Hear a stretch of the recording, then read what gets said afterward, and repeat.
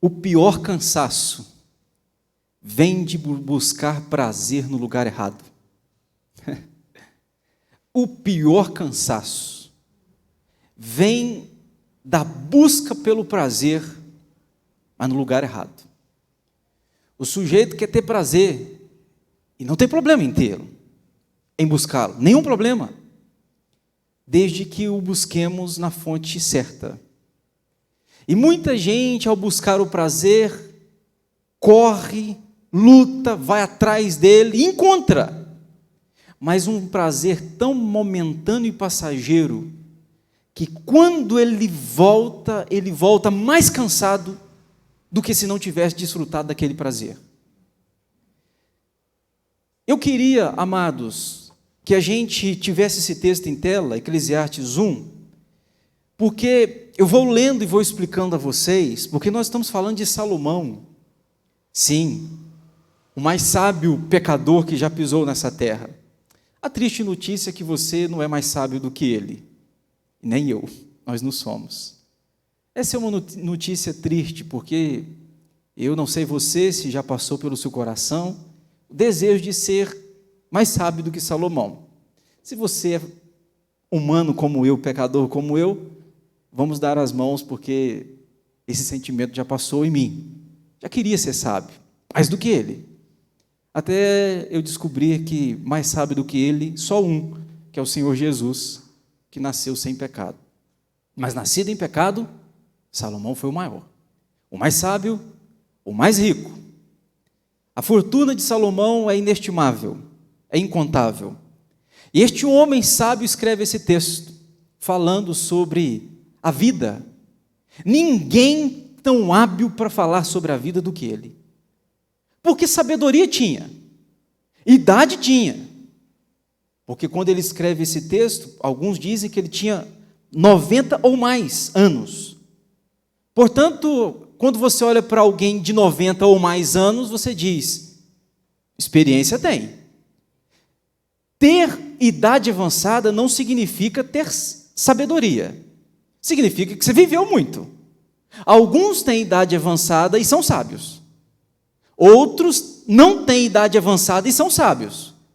Porém, tem aqueles também que têm idade avançada, mas não são sábios. E tem aqueles de idade curta que também não são sábios. A sabedoria não tem a ver com idade, mas experiência tem. Quem mais experiência tem é quem mais viveu. Não significa que ele é sábio.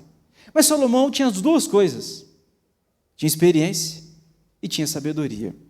Eu acho interessante uma historinha que se contam por aí. A historinha diz que um sertanejo, esses cantores sertanejos, saiu da sua casa em busca da felicidade. Ele foi, deixou sua casa e saiu pelos rincões do mundo afora, buscando a felicidade. Correu, lutou, envelheceu. Até um dia que ele atinou e falou, vou voltar lá para onde eu nasci, vivi a minha infância. E diz a historinha que quando ele chegou lá no seu casebre, na sua casinha, ele encontra um esqueleto. E quando ele vai ver aquele esqueleto, era a felicidade que estava aguardando ele na casa dele. Ele saiu pelo mundo afora buscando-a. Quando pensa que não, a felicidade estava lá na casa dele. E quando ele voltou, já velho, a felicidade tinha virado um esqueleto. Já era tarde demais. É óbvio que é um conto, é uma história, mas que ensina para a gente alguma coisa. Quando a gente olha para esse texto, amados, eu queria chamar a sua atenção para o verso 2. Põe os olhos aí, vão comigo juntos. Capítulo 1, verso 2. Vaidade de vaidades. Eu já te ensinei. Você que tem memória boa, se lembra do que significa vaidade. Vaidade, a palavra melhor no português traduzida, seria do original, seria bafo. Há um tempo eu preguei aqui na igreja e disse que a vida sem Deus é um bafo. Não é vento. Eu disse bafo. Isto aqui é vento.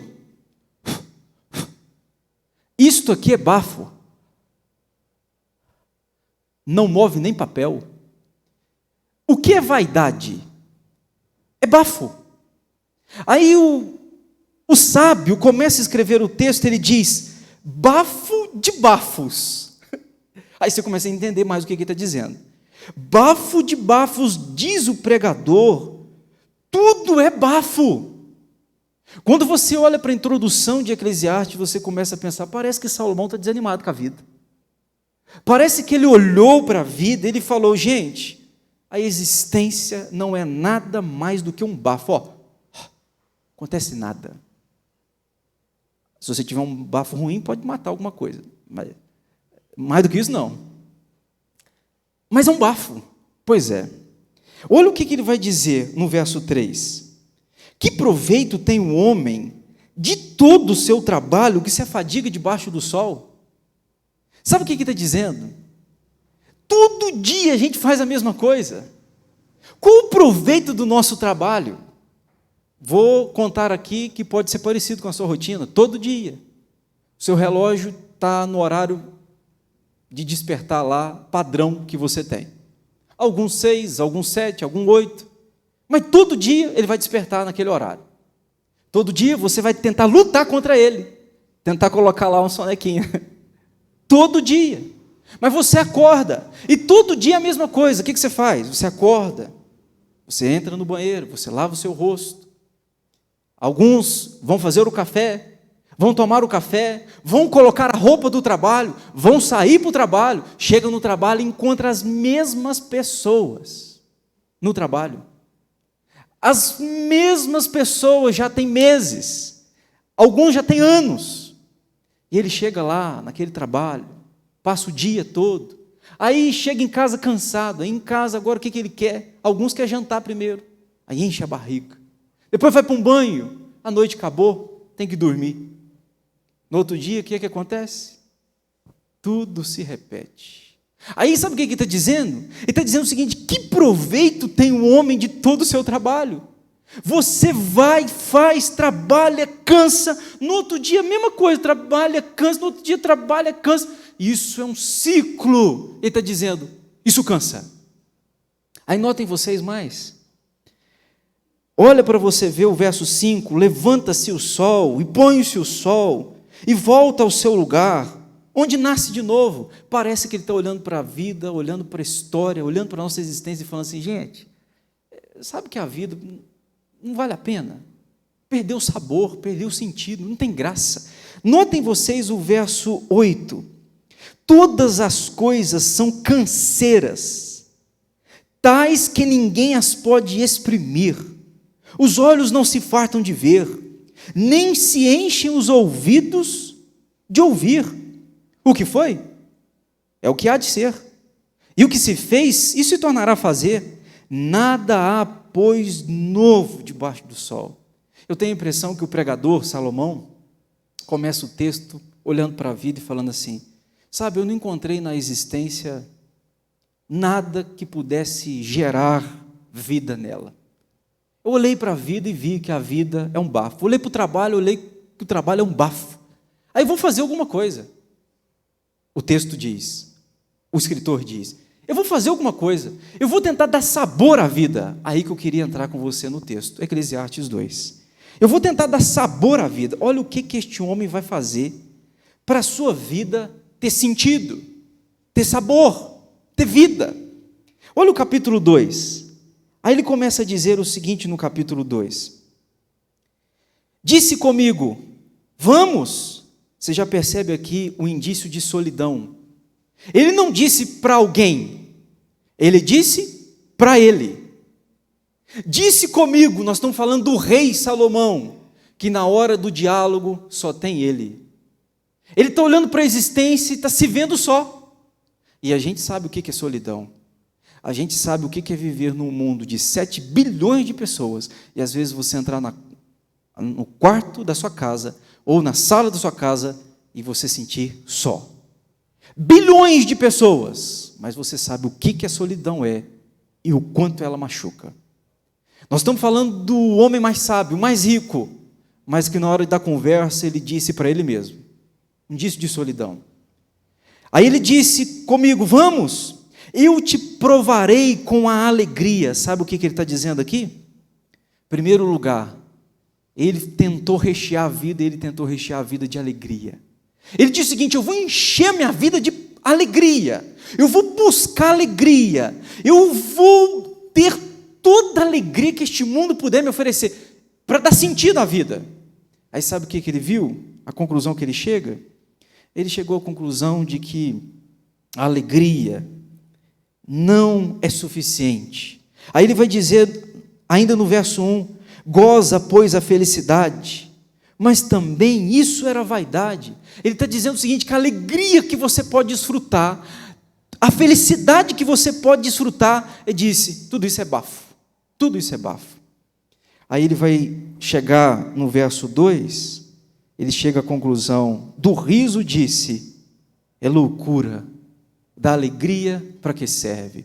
Ô pastor, mas eu assistia vídeos, os vídeos me faziam quicar da cadeira de rir, eu assistia e participava de stand-ups, ouvia piadas, dava risadas pelas esquinas de Alto Caparaó, mas sabe qual que é a conclusão que eu cheguei?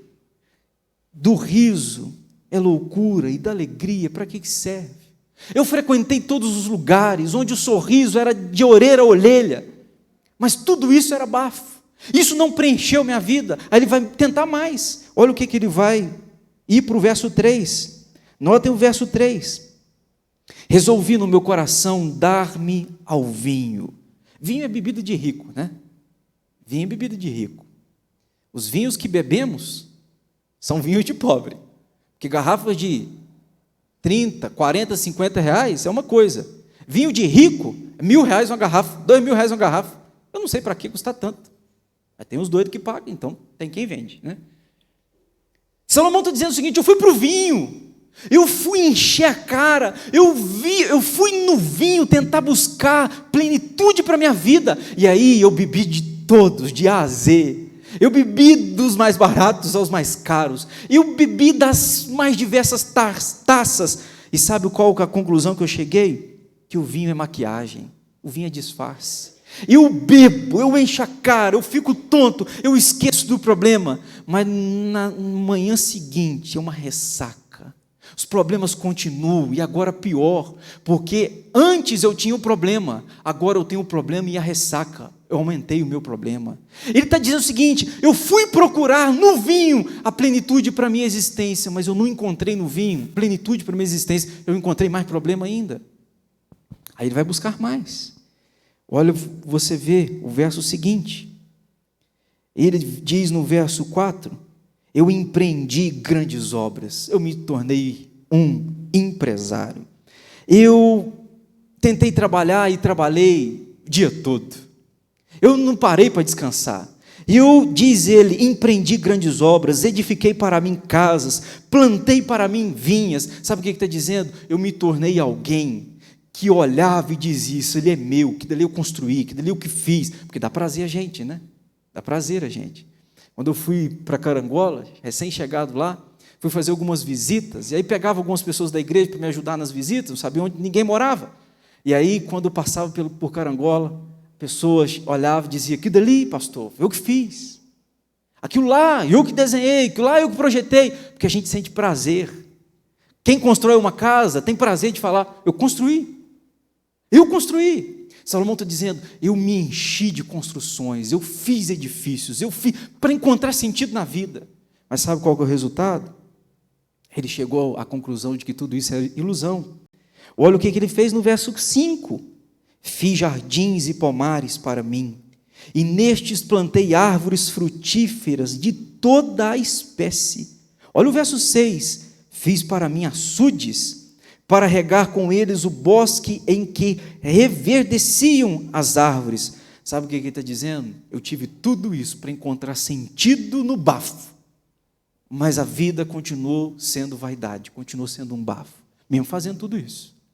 É o que muitos de nós continuam procurando, para encontrar sentido na vida. Salomão está dizendo, eu tive, mas a conclusão que eu cheguei é que foi um bafo. Aí ele vai para uma próxima etapa, não satisfeito, ele vai para uma próxima etapa. Olha o verso seguinte, o verso 7. Ele vai ser um empresário agora. Comprei servos e servas. Ô gente, Isso nós nunca tivemos, graças a Deus. Mas nesse tempo aqui de Salomão, isso existia. Servos e servos eram comprados, eram negociados. Gente valia dinheiro. Quem tinha muito dinheiro tinha muito escravo, tinha muito servo. Ele está dizendo, eu sou rico, então eu tinha muitos servos e servos. O que Salomão quisesse, era só falar que acontecia. Era só sair da boca que tinha gente para executar o que ele queria que fosse executado. Pensa você, hein? Pensa você. Sabe o que eu fiz? Comprei servos e servas, e tive servos nascidos em casa. Também possuí bois e ovelhas. Naquele tempo, gado era sinônimo de riqueza. Quem muito gado tinha, rico era. Ele está dizendo o seguinte, eu comprei, sabe? Eu tinha boi para sumir de vista. Tinha tudo isso para encontrar sentido na vida, mas ainda cheguei à conclusão de que a vida era um bafo. Olha o que ele diz no verso 8. Olha ainda no verso 8. Eu cheguei a ser muito rico, amontoei para mim prata e ouro, e tesouros de reis e de províncias. Se você for ver a descrição da riqueza de Salomão, nos livros históricos, você vai ver que ele tinha taças de ouro, os talheres eram de ouro. Gente, não estou falando de garfo, não estou falando de colher. Ouro, quando você tem, você que tem aí o seu ouro, está aí no dedo, que você custou para comprar. E olhe lá se é verdadeiro. E olhe lá, está aí. Pois é. Ele está dizendo o seguinte, eu tive riquezas, comprei ouro, eu tive o que os reis mais sonhavam, tudo isso eu tive. Aí ele falou o seguinte, eu também fui buscar em cantores e cantoras. A gente quer ir num show, você vai num show, que está acontecendo para centenas ou milhares de pessoas. Salomão tinha shows exclusivos. O cantor e a cantora da época, ele podia chamar e cantar só para ele. Era o show particular.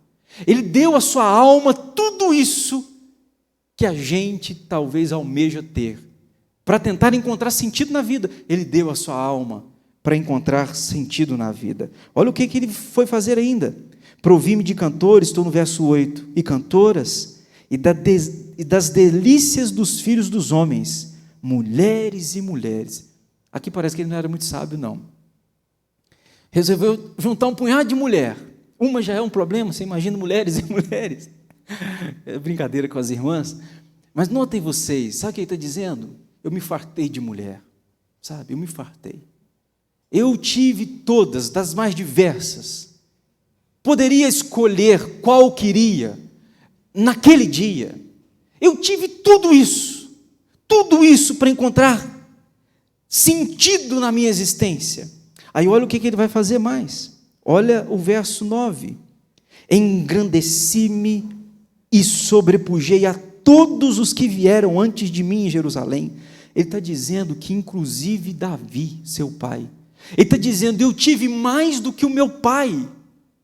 Davi ainda é considerado o maior rei de Israel. Obviamente, não estou falando de Jesus, estou falando de um ser pecador. Davi é considerado. Ele está dizendo, eu sobrepujei meu pai, eu fui além do meu pai, eu ultrapassei os limites dele. Meu Deus, olha o que esse homem está dizendo. Engrandeci e sobrepujei a todos que vieram antes de mim em Jerusalém, perseverou também comigo a minha sabedoria, e além disso eu era sábio. Uma mulher foi visitar Salomão, rainha de Sabá, ela levou uma ofertinha, alguns dizem aí 4,5 bilhões, atualizando para o dia de hoje. Ô gente, o sujeito está lá no palácio dele, aí recebe uma visita, tim-tom, toca a campainha, quem é? A rainha de Sabá. Ah, pois não, pode entrar. Entrou, bati uma conversa, não sei de quanto tempo, ela sai, deixou, Salomão, deixa uma ofertinha para você ali. Parece que rico atrai dinheiro, né? O sujeito já era rico, aí a mulher vai lá e dá mais dinheiro para o homem, mais rico fica. Não parece isso? Pois é, ele está dizendo, eu sobrepujei, eu fui além. Verso 10, aqui que está o segredo, olha o verso 10. Tudo quanto desejaram os meus olhos. Ô, gente, você tem tudo que o seu olho desejou? Tudo que você desejou, você teve? Ah, eu queria ir para Dubai, pastor, amanhã. Vai? Leva eu.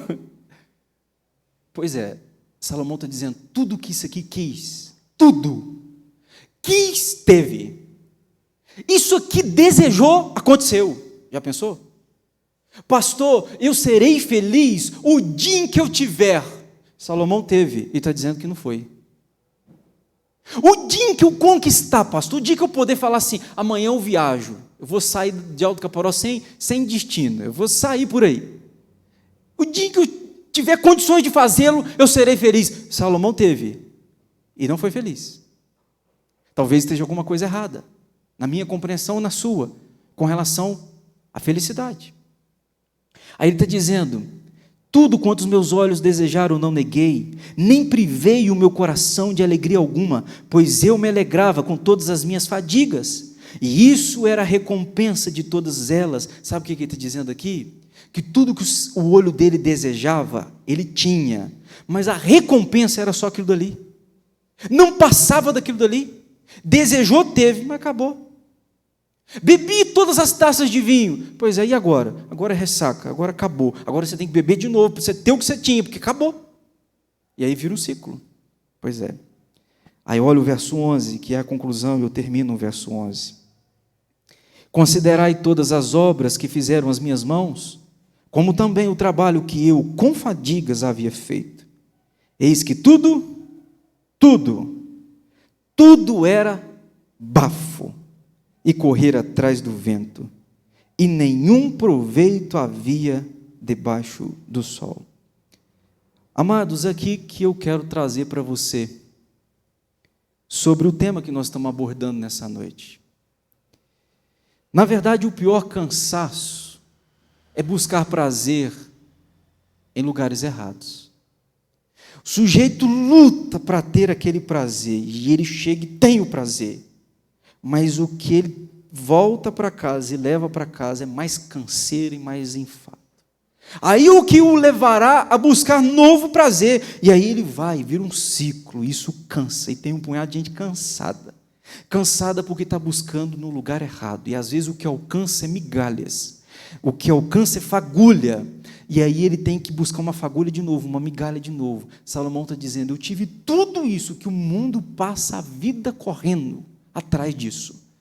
As pessoas estão correndo atrás de tudo isso que ele teve. Ele disse, a conclusão que eu cheguei foi que é bafo. Eu cheguei à conclusão de que isso não preenche o anseio do meu coração. Eu concordo com João Calvino, quando ele disse que Deus colocou em nós, no nosso coração, a eternidade. De tal maneira que nada pode preencher você, senão aquilo que é eterno. Concordo com ele. Eu concordo com isso porque a própria palavra de Deus vai nos ensinar e dizer que, na verdade, existe no nosso coração, Deus pôs no nosso coração a eternidade. Portanto, nada do que é passageiro pode preencher o que é eterno. Há no seu coração um desejo por algo eterno, que se você buscar em algo passageiro, você ameniza aquele sentimento, mas aquele sentimento não é satisfeito plenamente. Há um prazer, e o prazer passa, e você precisa de novo prazer, e aquele prazer passa. Há no seu coração um desejo por coisas espirituais, há no seu coração um desejo por coisas eternas, que só Deus pode fazer.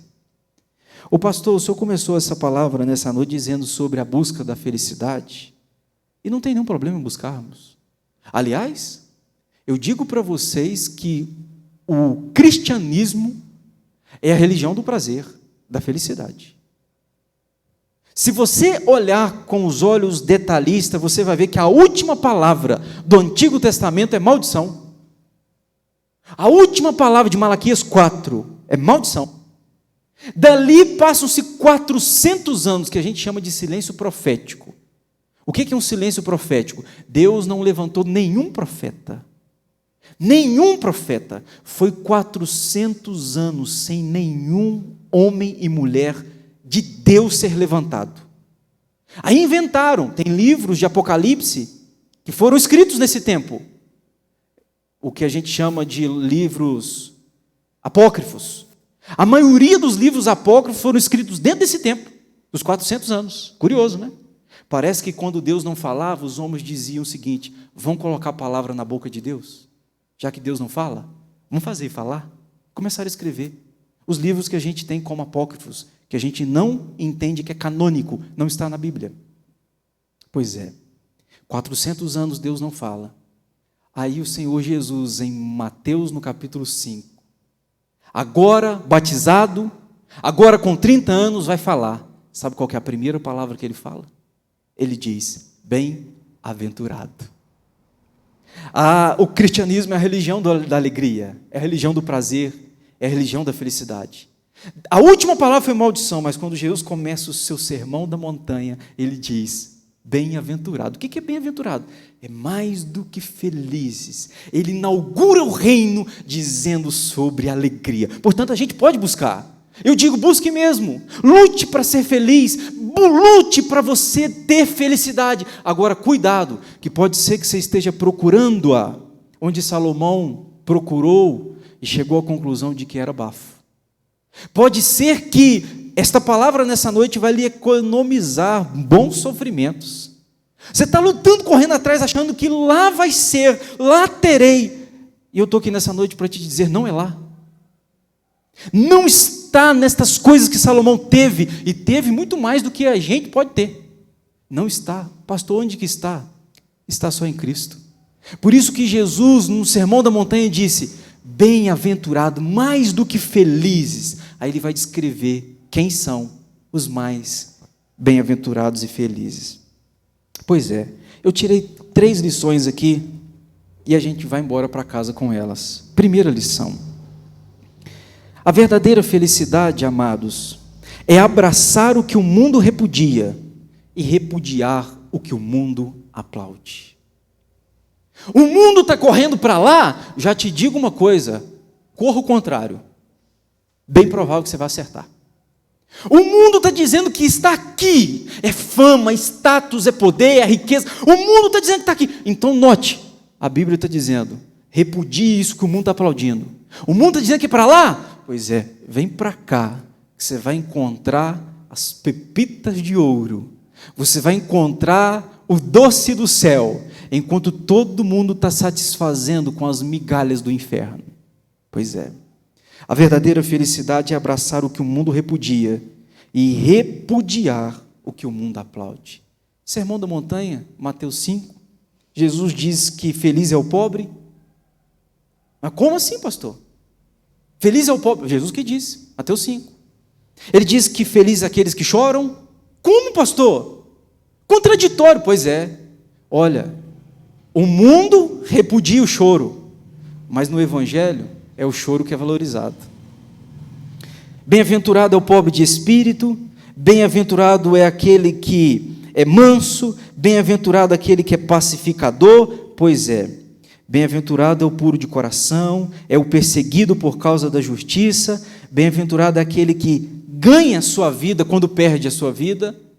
Então notem uma coisa, onde que eu encontro alegria, pastor? Eu encontro abraçando o que o mundo repudia, repudiando o que o mundo aplaude. Agora, segundo lugar, a verdadeira felicidade não está nas coisas externas, mas nas coisas internas. Alguns meses eu preguei aqui na igreja, eu disse lá naquela ocasião, eu disse para vocês o seguinte, que a felicidade não está na chegada, a felicidade está no percurso. Lembra disso? Eu não serei feliz quando eu chegar lá. Isso não é promessa bíblica para mim? A felicidade está no caminhar. Enquanto eu vou para lá, eu desfruto dela. Razão que você vê muita gente deprimida. Por quê? Ele pensa, ou ela, o dia que eu chegar lá, eu vou ser feliz. O que é eu chegar lá para muita gente? Uma faculdade, um diploma na mão, um emprego, um salário, um veículo, uma casa, um casamento. O dia que eu chegar lá, eu vou ser feliz. Pode ser que ele nunca chega lá. E se ele nunca chega lá? Infeliz ele permaneceu durante todo o processo. O Michel Teló, desculpe, eu vou citá-lo mesmo. O Michel Teló compôs uma canção, e o título da canção é A Felicidade Não Está... Ele diz, a felicidade está no caminho. Gente, melhor do que muitas canções gospel. Muito melhor do que muitas canções gospel. Tem mais verdade ali do que muitas. Ele diz, a felicidade está no caminho. Eu não cheguei lá, mas indo para lá, eu desfruto de felicidade. Indo para lá, eu desfruto de alegria. E muita gente esperando chegar lá. Morreu, nunca chegou, morreu infeliz. A verdadeira felicidade não está nas coisas externas, mas nas internas. Eu disse a vocês, né? As coisas mais importantes da vida a gente não pega. Não disse isso? As coisas mais importantes da vida você não toca, não cheira, não vê. Exemplo, amor. Quem pega no amor? Você já viu o que é o amor? Me dá, meu bem, 1 quilinho de amor por dia? Não, você não pega no amor, mas você sabe quando você é amado. Você nunca pegou no amor, você nunca tocou, você nunca cheirou, você não consegue olhar para ele, mas todos nós sabemos quando amamos e quando somos amados. Alegria, você pega na alegria? Você não pega, mas você sabe o que é alegria. As coisas mais importantes da vida e o que dá sentido à vida não estão fora, mas estão dentro de nós, geradas pelo Espírito Santo. Termino com a terceira e última lição. A verdadeira felicidade não é uma promessa para o futuro, mas uma realidade para o presente. Tira da sua boca, se porventura existe esse tipo de argumento, ah, pastor, serei feliz se.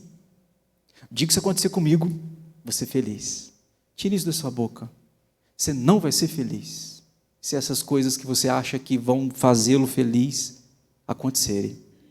A felicidade é uma promessa para hoje, para agora. Então a gente não vai ser feliz apenas no céu. No céu vai ser a plenitude. Mas aqui eu já posso começar a desfrutar de pepitas celestiais. Aqui eu posso começar a experimentar de doçuras eternas. O meu coração está na terra, mas já desfruta de deleites do céu. Eu estou aqui, mas eu já consigo, de forma prévia, desfrutar de coisas que serão abundantes e plenas no céu.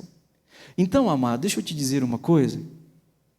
Talvez você está bem cansado, e a razão do seu cansaço está em procurar alegria em lugares errados. A razão do seu cansaço está em procurar sentido para as coisas onde não há sentido. Salomão, o sábio, o já vivido, falou com a gente, gente, é bafo, vai atrás não, que não é capaz de mover um pedaço de papel, é bafo. Pastor, então qual que é o sentido? Sem dúvida alguma, é o Senhor Jesus. Ou temos e desfrutamos daquilo que Ele pode nos dar, ou não temos, e vão ficar procurando em bafos. Olha para o mundo. O que o mundo está procurando? Um pouquinho de bafo aqui, um pouquinho de bafo ali, mais um pouquinho de bafo ali, mais um pouquinho ali. Sabe qual que é o resultado? Cansaço. As pessoas estão cansadas. Aí vem Jesus em Mateus 11, 28. Faz um convite ao cansado, ao sobrecarregado. E Ele diz, pode vir a mim, que eu vou aliviar vocês.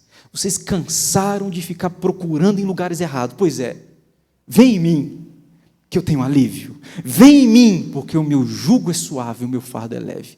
Vem em mim, porque vocês encontrarão descanso para a alma de vocês. Amados, o que nós precisamos é de Cristo. O que nós precisamos é de Cristo. Se teremos esses bafos, problema nenhum. Podemos ter as riquezas, podemos ter as coisas, problema nenhum. Mas o meu coração não está nelas. Meu coração sabe que elas são bafos. O eterno é a fonte da minha alegria e do meu prazer. Vamos ficar em pé?